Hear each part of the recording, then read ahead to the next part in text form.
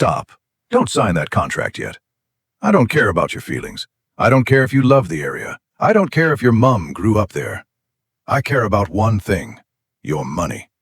And right now, that money is about to walk straight off a cliff. I'm James Hartley. I've made millions in property. I have lost millions in property. And the single difference between winning and losing? Data. Cold, hard, brutal data. And the data I am staring at right now is screaming at me. It is telling me there are 5 locations in this country where you must not, under any circumstances, put your capital into residential property. Not this year. Not if someone offers you a so-called bargain. Not if your estate agent swears it's a gold mine. Today, I'm going to show you exactly which 5 places are on my avoid list. I'm going to back it up with numbers, not opinions, not politics, not feelings. Numbers. Because numbers don't lie. Politicians lie. Estate agents lie. Banks lie. But numbers tell you the truth every single time. If you care about protecting what you've earned, subscribe right now. Because what I'm about to say, most so-called property experts won't have the guts to tell you. Let's get into it. Let me start by destroying one of the biggest lies you've ever been told. Your property is not automatically an investment. I know your parents told you it was. Your mortgage broker told you it was. Property programs told you it was. But here's the truth. A house is primarily a place you live. It is a consumption item. It costs you money every single month. Council tax, insurance, maintenance, boiler repairs, roof issues, damp. It is a cash-eating machine. Now, can property be a brilliant investment? Absolutely. I own property across the UK and internationally. But only if you buy in the right place, at the right time, with the right fundamentals underneath you. And right now, in these 5 locations, the fundamentals are catastrophically broken. When you buy a property, you're not just buying 4 walls and a roof. You're buying into an economic ecosystem, a tax structure, a labor market, a transport network, a local authority's finances, and most critically, a migration pattern. Where are people moving? Where are businesses relocating?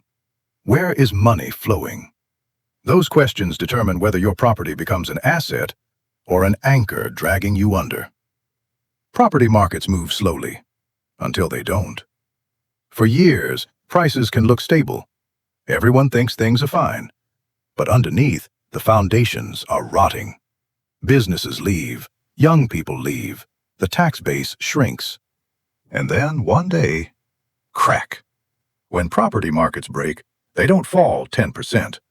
They can fall 30, 40, even 50% in real terms.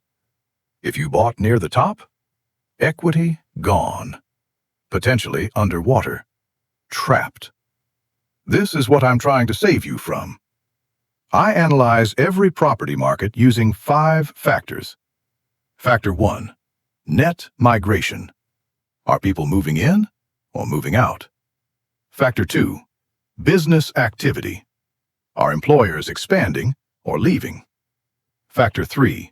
Tax environment. Are costs rising? Because costs destroy returns. Factor 4. Regulatory and planning environment. Is there oversupply risk? Factor 5. Local authority debt. High debt means higher taxes, fewer services, declining quality of life. When I apply these 5 factors today, 5 places in the UK flash red. Location 1. Parts of Northern Ireland, certain Belfast suburbs, and rural areas. Not Belfast city centre. Specific suburban and commuter areas being overhyped. Economic inactivity remains high. Private sector growth is weak. Prices are disconnected from local wages in parts of the commuter belt. When wages cannot support prices, prices fall. Location 2. Certain former industrial towns in the north of England. Not Manchester, not Leeds city centre. I'm talking about smaller ex-industrial towns without real regeneration. Flat or declining populations. Weak employer base. Councils issuing Section 114 notices. Services deteriorating. Cheap property is not the same as good investment. Location 3. Coastal retirement towns, South Coast and East. Demographics skew very old. Young people leave. Economies depend on tourism and fixed-income retirees. As elderly residents age and properties hit the market, supply rises. Demand may not match it. Location 4. Oversupplied city center. Flat markets. Leeds, Birmingham, Manchester fringe. Heavy new build pipelines. Rising service charges. Cladding uncertainty. Investor oversupply. Rental demand exists, but resale values are under pressure in certain postcodes. These flats are not investment vehicles right now.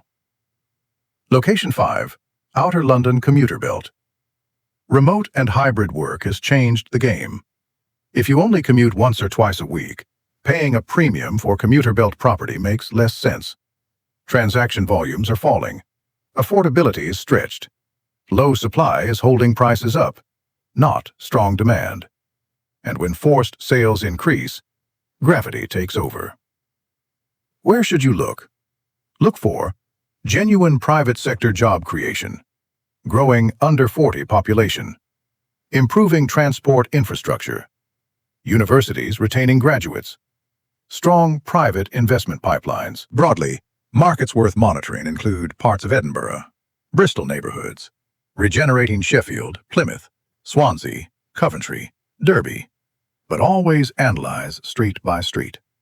Even strong markets punish overpaying. Never buy from a brochure alone. Get independent data. If you already own there, don't panic, but be honest. If you're a landlord, does the yield truly cover all costs, including voids and maintenance? If you're a homeowner, diversify your wealth. Don't rely solely on one property in a weak market. Your most valuable asset is your earning power. Closing. The UK property market is not one market. It is hundreds of micro-markets. The 5 places I've outlined have fundamentals working against them. You can ignore the data, or you can accept it and protect your future. The market doesn't care about your feelings, but I do, which is why I told you the truth. Now go make a smart decision.